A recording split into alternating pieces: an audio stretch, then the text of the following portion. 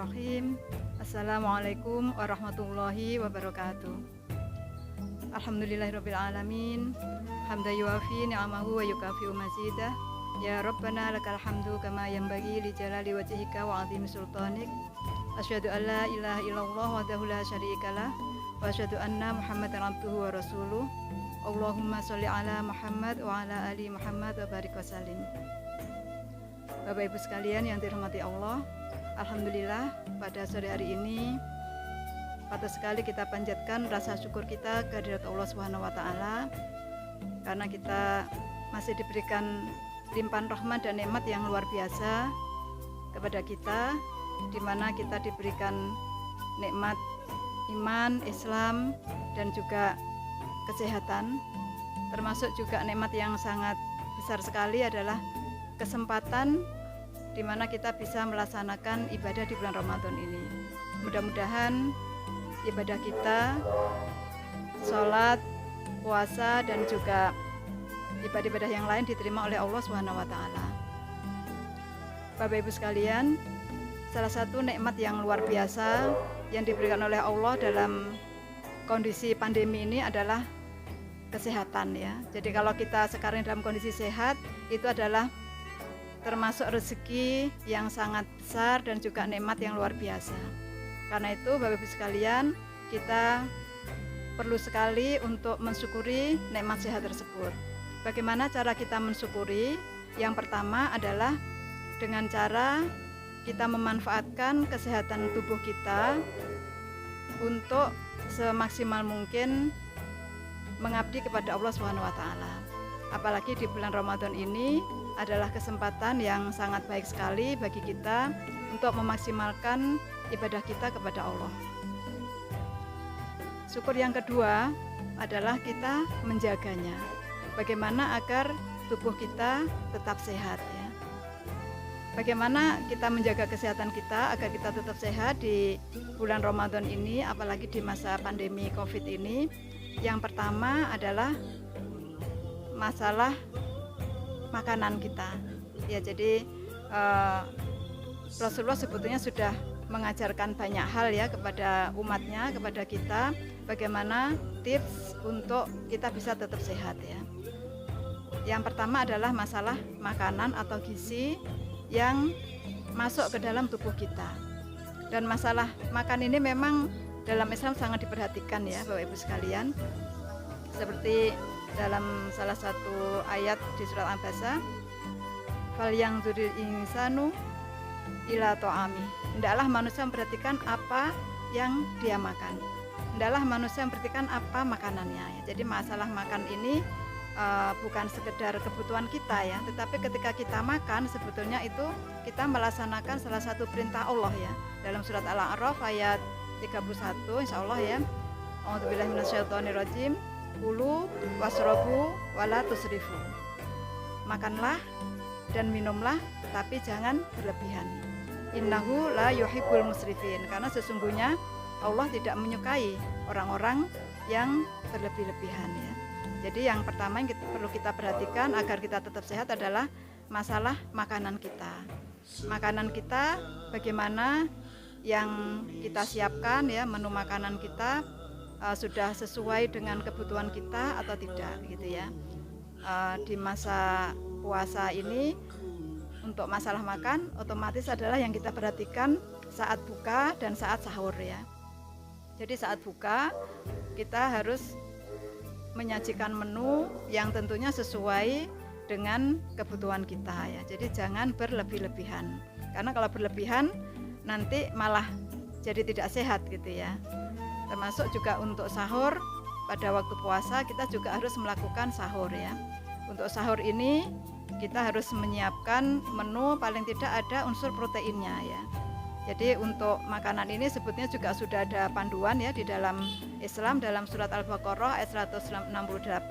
A'udzubillahi minasyaitonirrajim. Ya ayyuhan nasu kulu mimma fil ardi halalan thayyiba. Jadi yang pertama adalah harus halal ya, kemudian yang kedua adalah thayyib ya. Nah, thayyib di sini itu adalah yang bergizi dan seimbang. Maksudnya seimbang adalah sesuai dengan kebutuhan tubuh kita. karena masing-masing orang tidak sama ya masalah makan ini. Ada orang yang sebetulnya itu sehat, itu halal ya, tetapi tidak baik buat orang tersebut ya.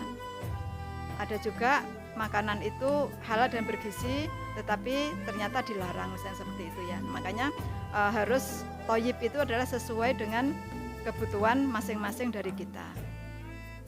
Kemudian waktu sahur juga begitu ya, kita perhatikan masalah makanan ini ya.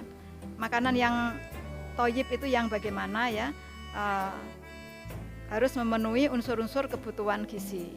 Jadi harus mengandung dari unsur karbohidratnya, proteinnya, lemaknya ya. Kalau kita belajar dulu 4 sehat 5 sempurna itu ya. Jadi dari sisi lauk pauknya ya, jadi unsur proteinnya bagaimana. Kemudian juga air harus juga banyak ya. Jadi minum air putih harus banyak. Meskipun kita puasa harus bisa kita atur bagaimana agar air yang masuk ke dalam tubuh kita itu cukup ya. Jadi harus diprogram gitu ya. Kalau tidak kita ngikuti nggak ngelak gitu ya, nggak haus terus nggak minum, nanti kita bisa kurang air putihnya. Jadi sebelum buka kita minum air putih, kemudian nanti setelah sholat minum air putih ya, setelah buka, sebelum sholat tarawih misalnya, setelah sholat tarawih, sebelum tidur, kemudian sebelum sahur ya, waktu sudah selesai sahur ya. Jadi harus diatur bagaimana agar air putih kita cukup ya. Jadi protein cukup, air putih cukup ya, lemak cukup, dan sayur mayur, buah-buahan itu cukup. Itu dari sisi makanan yang pertama yang kita perhatikan agar kita tetap bisa sehat ya. Yang kedua adalah kita juga harus ada istirahat ya. Apalagi di bulan Ramadan ya, kita memang harus bisa mengatur waktu. Jadi manajemen waktu di bulan Ramadan ini penting sekali. Bukan hanya efektivitas kita di dalam melakukan kegiatan ibadah, tetapi juga bagaimana agar kita bisa terus sehat gitu ya. Jadi istirahat tetap harus ada porsi yang kita alokasikan dari waktu kita. Jadi tidur harus cukup ya.